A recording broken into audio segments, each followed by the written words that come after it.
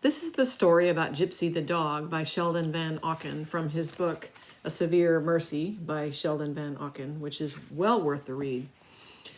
Before I start the story, pause and pray and ask God to show you how to pray as a response to the story, or who to pray for as a response to the story. And then when I'm finished reading the story, I'll just end the video so as not to distract you from however God shows you to pray during the story. So here is the story of Gypsy the dog by Sheldon Vanauken. Gypsy, a furry, wheat-colored collie, found herself in possession of several hundred acres of woods and hills full of good things like rabbit trails and streams and intriguing burrows, and she delighted in it all. She was given a comfortable bed and good meals. Perhaps she rather took it all for granted. Of obligations there were few, and they were not heavy. She was, to be sure, supposed to worship her master and be right joyous to be with him. She knew she must not chase the chickens, and while she must certainly obey some commands to follow, to come, to lie down, there were no unreasonable ones and no tricks. After all, to obey and to worship were natural to her dog nature. There came a day when Gypsy was prowling on the far hill past the spring house and the pasture, when two things happened at once. The master called her, and a rabbit fled across the hill. Gypsy wheeled and raced toward the master, as she had always done, and then she stopped. It entered her mind that she didn't have to obey. Perhaps the master didn't understand about the rabbit. Anyhow, these were her hills. The rabbit was hers too. Very likely it was all lies, that story of everything, including herself, belonging to the master. How did she know that the food in her dish came from him? Probably there was some natural explanation. She was a free dog, and that was the end of it. These thoughts went through her mind swiftly while she stood irresolute. Again came the master's command. The rabbit crossed the hilltop. Gypsy whirled and raced after the rabbit. She had made her choice. She was free to choose. Hours later, she came home. She saw the master waiting for her, but she did not rush gladly to him, leaping and frisking as she had always done. Something new had come into her demeanor, guilt.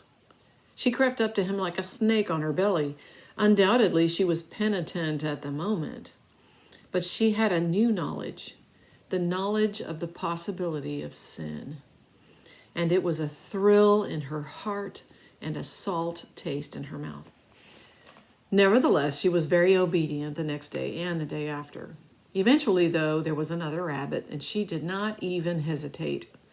Soon it was the mere possibility of a rabbit, and then she dropped the rabbit thing altogether and just went her way. The master loved her still, but trusted her no longer. In time, she lived in a pen and went for walks with a rope around her neck. All her freedom was gone.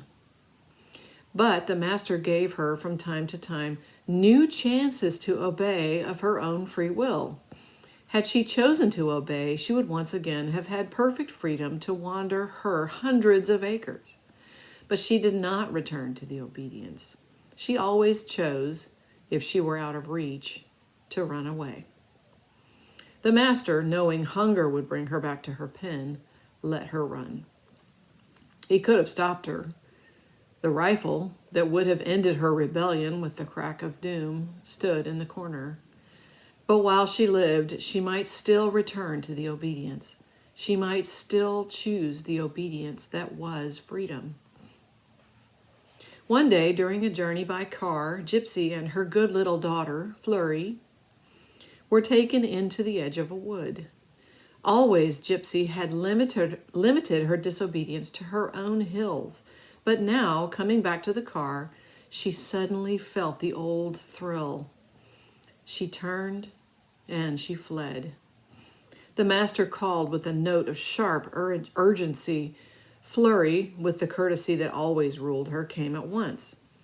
Gypsy, her ears dulled to the master, continued her rush into the dark forest. After hours of search and calling, the master sadly abandoned the lost one and with Flurry beside him, went home. There Flurry continued to live in freedom under the obedience. She was right joyous to be with the master and happy when she did a thing that pleased him. She knew that in his service was perfect freedom. She obeyed gladly of her own free choice. But lost Gypsy, if she still lived, wandered the woods and roads, an outcast. She became dirty and matted with burrs. No doubt stones were thrown at her and she was often hungry, but she had lost the way home. If she had puppies, they too and their children had lost the way home.